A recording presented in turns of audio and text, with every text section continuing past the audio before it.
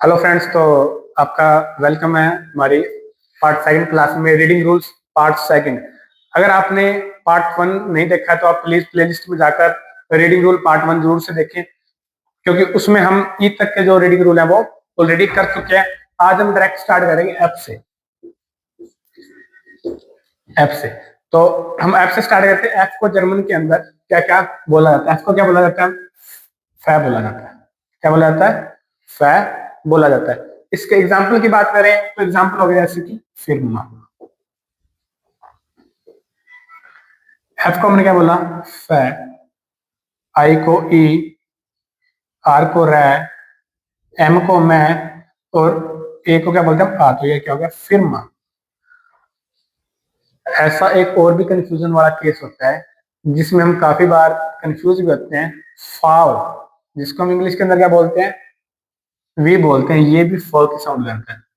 क्या साउंड करता है? ऑलवेज फ की साउंड करता है। जैसे कि हमने ऑलरेडी फियर में सीखा है। Fear, fear. तो ये क्या होता है? ये भी फ की साउंड करता है। अब हम नेक्स्ट करेक्टर की तरफ चलते हैं। तो नेक्स्ट करेक्टर क्या होता है अपना? जी। जी। जी को क्या बोलते हैं? हम ग बोलते हैं। जी को क्या बोलते हैं? हम ग बोलते हैं। For example गेबन। गेबन, यहाँ पे क्या बोल रहे हैं हम इसको? जी ग बोल रहे हैं। पर मैंने जैसे कि आपको पहला बताया है कि आम एंड क्या होता है? किसी भी स्पेलिंग के लास्ट में अगर कोई चीज आती है तब हम उसको क्या बोलते हैं? अगर जी किसी स्पेलिंग के लास्ट के अंदर आता है, मीन्स जी आम एंड आता है, तो हम इसको क्या बोलते हैं? जी क बोलते हैं। For example talk, talk day. जितने भी आप woken talk week of the days करोगे, उनके अंदर मिड वोक को छोड़कर आपको ये जी लास्ट में देखने को मिलेगा, तो उसको क्या बोलते हैं? हम टाक बोलते हैं। यहाँ पर टाग नहीं बोला जाएगा, यहाँ पर क्या बोला जाएगा? टाक बोला जाएगा। ठीक है। इसके अलावा अगर आई जी, आई और जी किसी स्पेलिंग के आम एंड आते हैं तो हम इसको क्या बोलते हैं? इश बोलते हैं। क्या बोलते हैं हम? इश बोलते हैं। फॉर एग्जाम्पल स्वांसिश, स्वांसिश, द्रायसिश। काउंटिंग के अंदर आप कोई भी इनमें से उठा सकते हो। यहाँ पे क्या बोला जाता है? स्वांसिश। कुछ वीडियोस के अंदर अगर आप यूट्यूब पर देखते हो या कहीं भी, तो कई बार इसको एक बोला जाता है तो वो कहीं की एक्सेंट का फर्क होता है। जैसे कि हम नॉर्मली बात करें तो एक गांव से दूसरे गांव में जाते हैं, वहां पे भी एक ही भाषा के अंदर थोड़ा सा एक्सेंट का फर्क आ जाता है। कहते हैं ना कि अगर कुछ बुजुर्ग लोगों की बात करें तो वो भाषा सुन के भी बता देते हैं कौन से एरिया से है, तो क्या एक्सेंट को पकड़ लेते हैं। तो थोड़ा बहुत डिफरेंस भी होता है।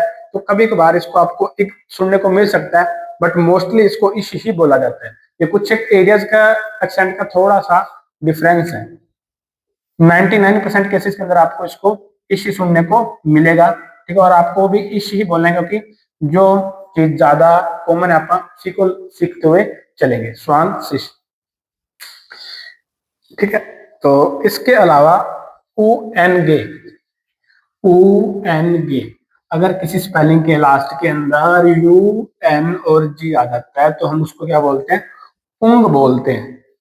देखो पहले मैंने क्या बताया कि किसी भी स्पेलिंग के लास्ट के अंदर अगर जी आता तो क बोलते हैं, पर जब आई जी आ जाएगा तो वो वाला रूल नहीं लगेगा।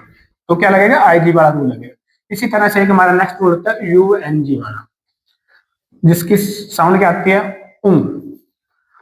पर यह ध्यान रखना ये सारे आम एंड के हैं, मतलब स्पेलिंग के लास्ट के ही रूल हैं। स्पेलिंग के लास्ट के अंदर जब आए तब ये वाले रूल अप्लाई हम करते हैं। यू एन और जी, उंग। फॉर एग्जाम्पल एंटशुल्डिगुंग, एंटशुल्डिगुंग।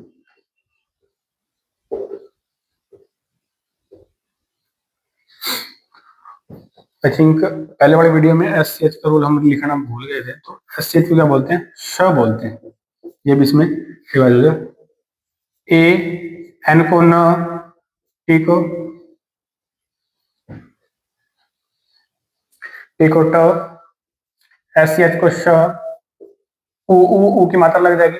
एल को ल, डी को ड, आई को ई, जी को ग और ऊ, एंड शुल्डी गुम।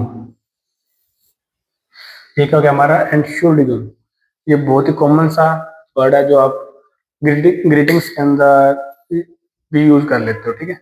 मतलब जो आप डेली लाइफ के अंदर यूज करते हो, अगर किसी को कुछ समझ में नहीं आता तो उसको पूछने वगैरह के लिए आप एंड शुल्डी गुम का यूज नॉर्मली कर रहे होते हो, ठीक है। तो ये क्या थे हमारे जी के रूल थे, ठीक है। अब हम आगे बढ़ते हैं जी के बाद एच, जी के बाद एच। उससे पहले मैं आपको छोटा सा नोट और बनवाना चाहूंगा। नोट आप नोट कर लोगे कि जर्मन के अंदर कितने वोवल होते हैं। वैसे तो वोवल्स के अंदर भी सब कैटेगरीज होती हैं, लेकिन हम नॉर्मल लेवल पर बात करें तो जर्मन के अंदर 8 वोवल माने जाते हैं। 5 वोवल तो आप इंग्लिश वाले पहले से ही ऑलरेडी जानते होंगे। वोवल्स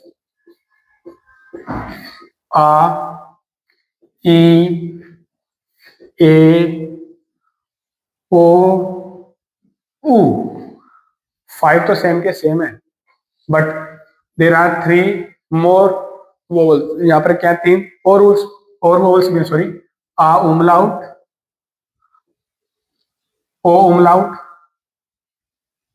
और ऊ उमलाउट। ये क्या है? ये 3 अपकमिंग वोवल्स हैं जो किसके अंदर ऐड हो जाते हैं। तो वोवल्स कितने हो जाते हैं? टोटली 8 होते हैं, ठीक है।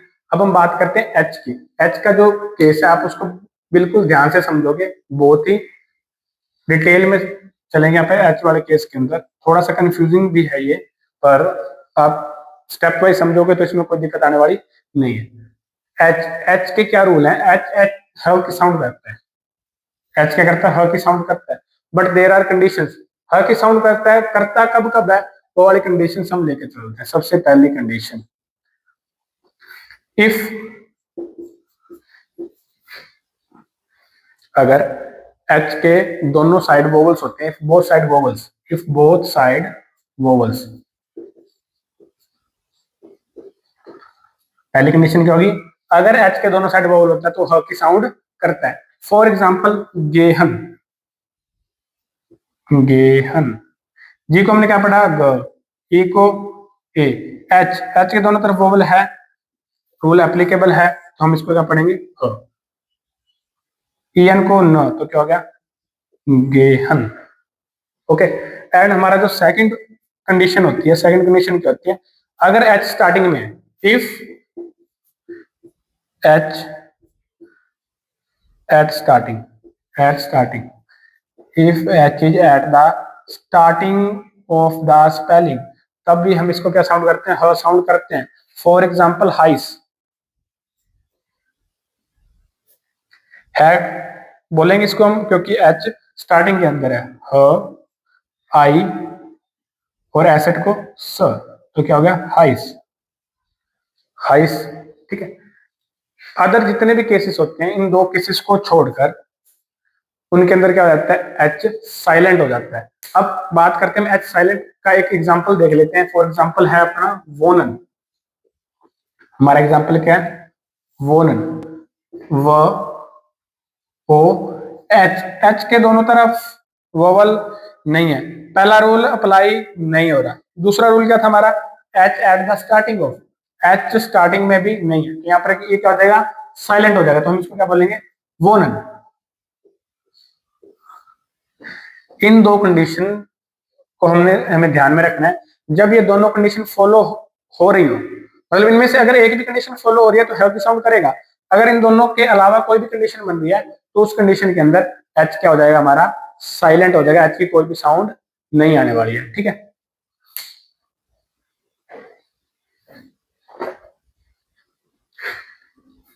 इसके बाद हमारा आता है आई। आई के कुछ रूल्स तो हम ऑलरेडी कर भी चुके हैं, कॉम्बिनेशन के अंदर हमने ऑलरेडी कर लिए हैं। वही सेम रूल है आई के। आई को अगर अकेला होता तो हम बोलते इश। जो वोवल्स हैं जर्मन के अंदर वो वाले 8 हैं, इस बात का आप अच्छे से नोट्स बना लोगे।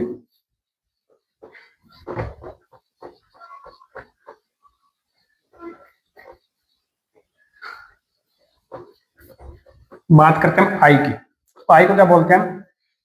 ई। आई को क्या बोलते हैं हम? ई।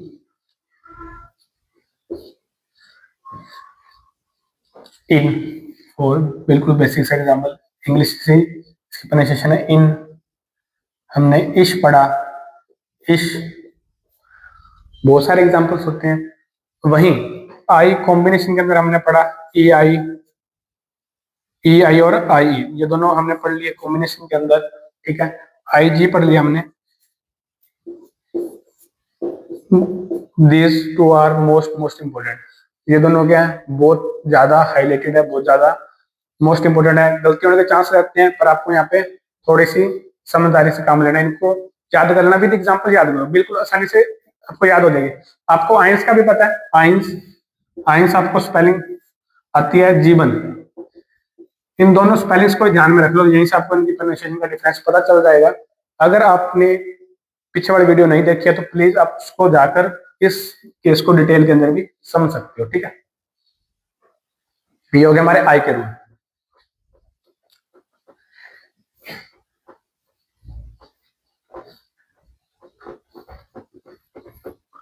इन रूल्स को हम अप्लाई करते हैं तो हमारी जो लैंग्वेज का लेवल है वो बहुत अच्छा आता है, मतलब कि सामने वाले को समझ में भी आती है, आपका इंटरेस्ट भी क्रिएट होता है। मान लो आपने कोई वीडियो देखी, आपको उसकी प्रोनाउंसिएशन नहीं समझ में आ रही, जब आपको प्रोनाउंसिएशन किसी वर्ड की समझ में आ गई तो आप क्या सोचोगे कि मैं इसका मीनिंग भी देखूं। अगर आपको प्रोनाउंसिएशन नहीं समझ में आई तो आप उसका मीनिंग देखना क्या है, उसकी पता नहीं चल रहा, आपको बोला कि आप उस लेवल पे जा ही नहीं पाते, ठीक है। तो आप इस वीडियो को रिवाइज करो, आराम से लिखो सारे, ठीक है। जो हमारे बच गए रूल वो हम नेक्स्ट पार्ट में करेंगे, पार्ट 3 के अंदर, रीडिंग रूल्स पार्ट 3 के अंदर।